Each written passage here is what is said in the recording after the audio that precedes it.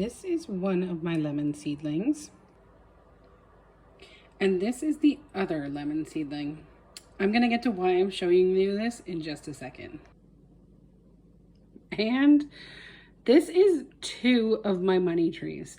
And now I'm going to get to the point of why I'm showing you these trees. So mind the mess, but I'm going to kind of zoom in here and see if you can see. So there is actually a stem back at the back here, and it is underneath, kind of connected to this rod that's holding it up. And then of course a much bigger, healthier one right here. And yes, a Christmas tree made of a pine cone in the back, but that's besides the point. So the point of this is this money tree at the back that is now growing up here and has actually got the lighter green foliage on it. The darker one down here is the one that's got the healthier root.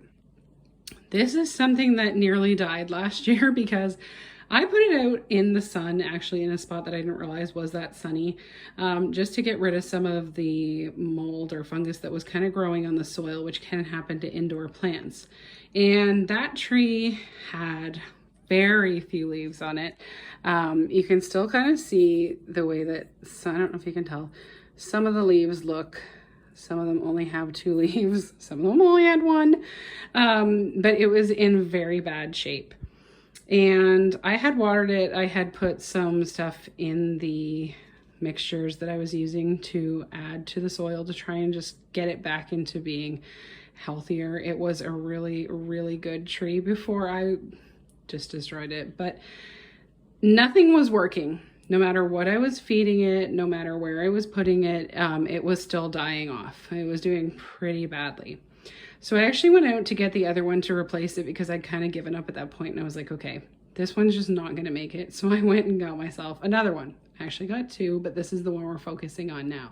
And now I'm going to reference a study that's pretty important because it's going to show how this is related to these trees.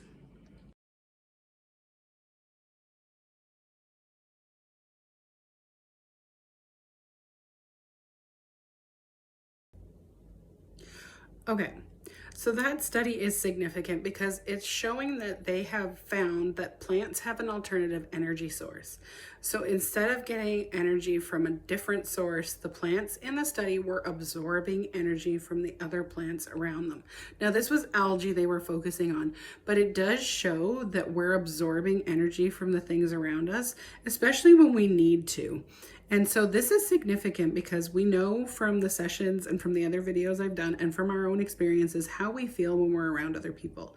And that's because we're feeling their energy. And unfortunately, we can absorb it. And that can be a good thing or it can be a negative thing. Now, in the sake of the plants, this actually saved my plant. So my money tree is now thriving. My lemon seed was not doing well, which is why I was showing you the lemon seeds at the beginning. The first one was not doing well. It was just about dead. And I had repotted it and I had done all kinds of things. And so I was hoping that that was going to help it, but it wasn't. And then I planted another lemon seed and it actually started to grow. So I moved them closer together and now the other one is thriving again, just like the money tree. And so it shows us that our environment and who's around us and what we're absorbing our energy from can be very, very impactful in a lot of different ways. So we want to absorb positive energy, and putting ourselves around negative people all the time can actually affect us way more than we think. Now, this doesn't mean that we need to cut out every toxic person in our life. A lot of times the relationships need healing and different things need to be done to help the energy in those relationships become more positive. But it's something that's very significant and something I'm going to get a little more in depth in some upcoming videos.